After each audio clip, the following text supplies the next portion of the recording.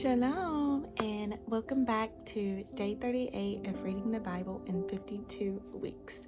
Woo! My God, I trust in you. Make your ways known to me, Lord. Teach me your paths, guide me in your truth, and teach me for who you are, the God of my salvation. Amen. Let's go. Today we'll be reading Numbers 10 through 12.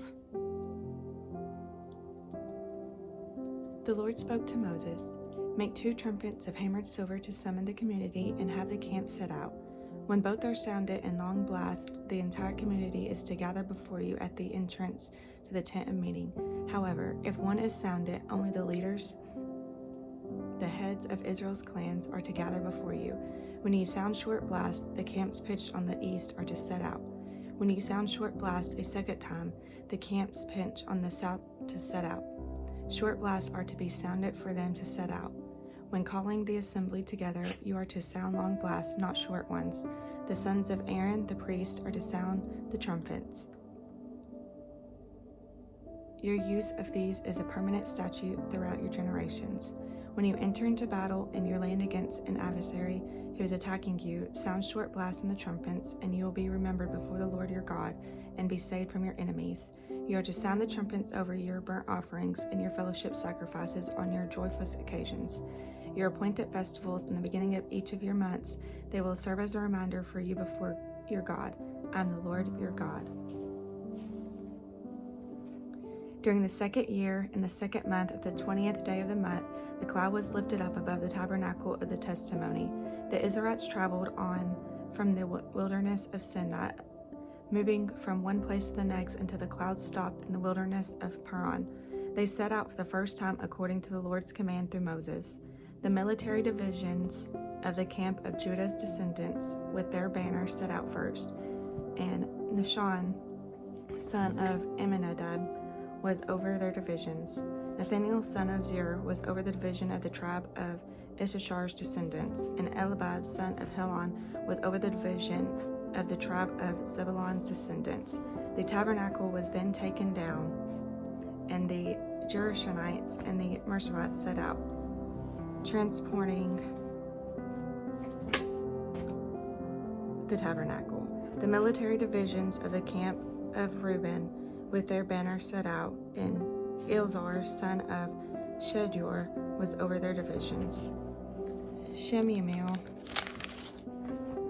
son of Zurishadai, was over the division of the tribe of Simon's descendants, and Eliphaz, son of Deuel, was over the division of the tribe of Gad's descendants. The Kolanites then set out, transporting the holy objects. The tabernacle was to be set up before their arrival. Next, the military divisions of the camp of Ephraim's descendants with their banner set out, and Shema, son of Ammihud, was over their divisions. Gamiel, son of Pedazor, was over the division of the tribe of Manasseh's descendants, and Adadan, son of Gideoni, was over the division of the tribe of Benjamin's descendants. The military divisions of the camp of Dan's descendants was their banner set out, serving as rear guard for all camps, and Azir, son of Ammishaddai, was over their divisions.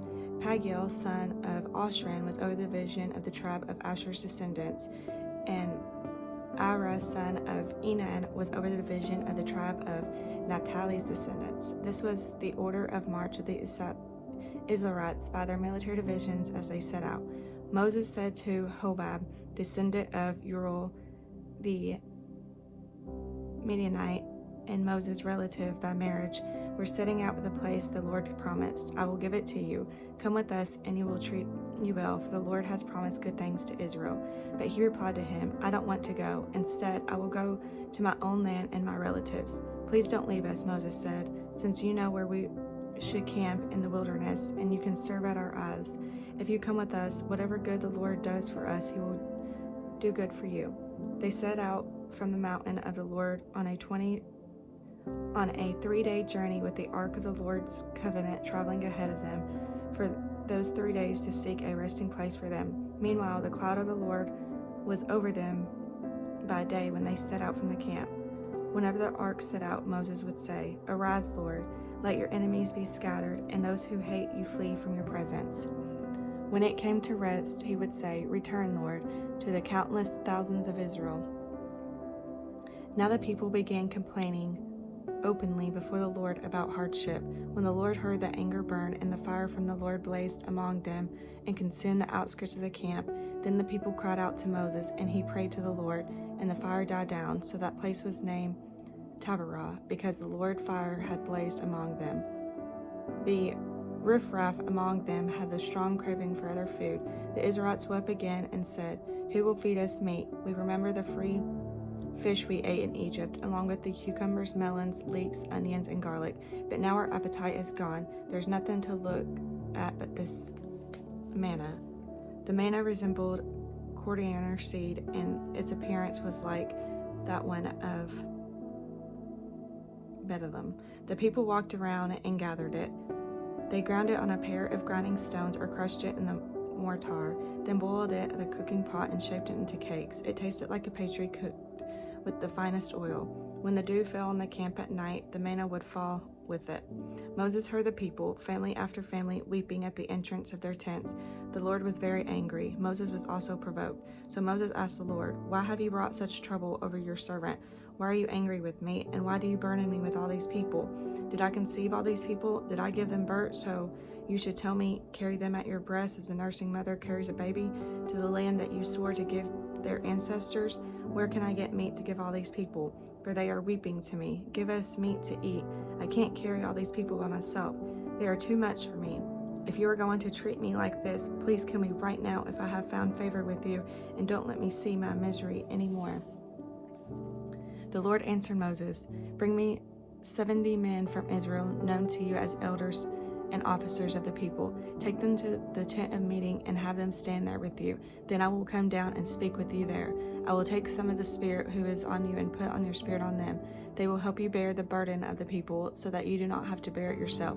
Tell the people, consecrate yourselves in readiness for tomorrow, and you will eat meat because you wept in the Lord's hearing. Who will feed us meat? We were better off in Egypt. The Lord will give you meat, and you will eat. You will eat not for 1 day or 2 days or 5 days or 10 days or 20 days, but a whole month, until it comes out of your nostrils and becomes nauseating to you, because you have rejected the Lord who is among you and wept before him. Why did we ever leave Egypt?" But Moses replied, "I'm in the middle of people with 600,000 foot soldiers, yet you say, I will give them meat, and they will eat for a month. If flocks and herds were slaughtered of them, would they have enough? Or if all the fish in the sea were caught for them, would they have enough?" The Lord answered Moses, "Is the Lord's arm weak? Now you will see whether or not what I promised would happen to you." Moses went out and told the people the word of the Lord. He brought 70 men from the elders of the people and had them stand at the tent. The Lord descended in the cloud and spoke to him. He took some of the Spirit who was in Moses and placed the Spirit on the 70 elders.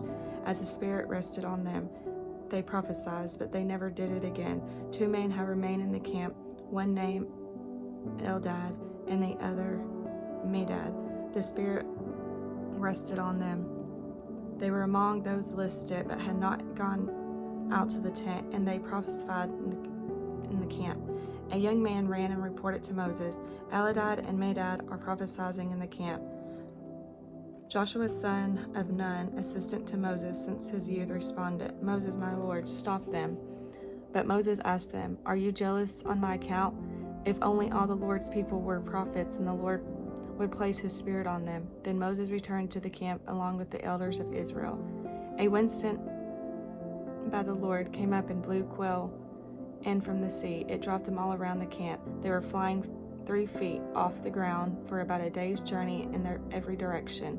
The people were up all night.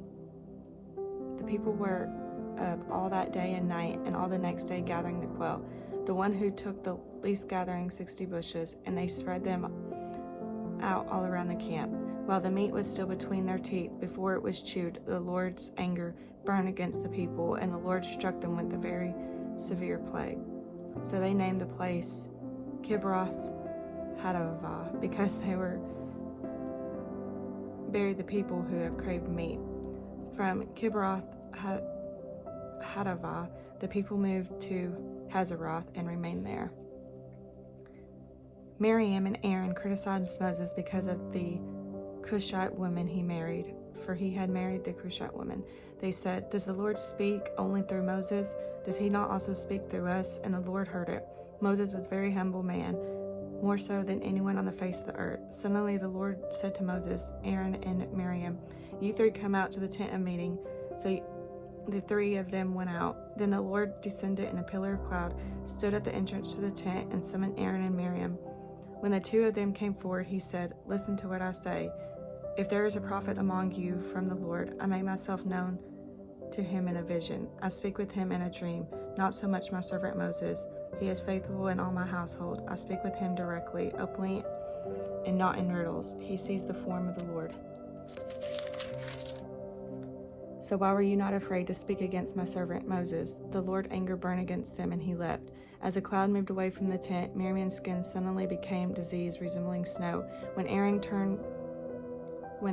turned toward her, he saw that she was diseased, and said to Moses, "My Lord, please don't hold against us this sin we have so foolishly committed. Please don't let her be like a dead baby whose flesh is half eaten away when it comes out of its mother's womb."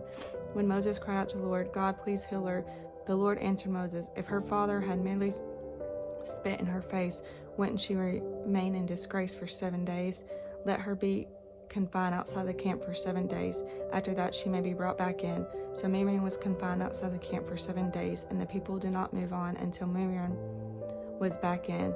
After that the people set out from Haveroth and camped in the wilderness of Paran. Okay guys, I will see y'all tomorrow for day 39. May y'all have